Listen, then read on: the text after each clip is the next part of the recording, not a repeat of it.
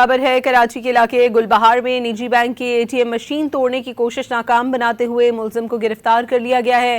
ملزم نے A T M machine کی اسکرین اور کیش دراز کو نقصان پہنچایا ہے۔ مزید اس بارے میں بات کریں گے ڈان نیوز کے نمائندے عاصم خان سے۔ جی عاصم۔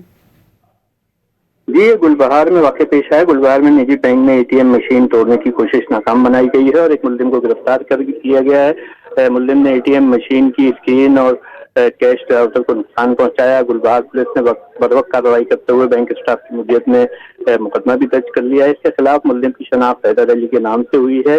گرفتار ملزم کا سابقہ کرمنل ریکارڈ بھی سامنے آیا ہے۔ ملزم نے اے ٹی ایم توڑنے کے لیے پتھر کا استعمال کیا، تاہم ملزم کو تفتیش کے لیے جو ہے تھانے منتقل کر دیا گیا ہے اور مقدمہ درج کر دیا۔ بہت شکریہ عاصم خان آپ کا۔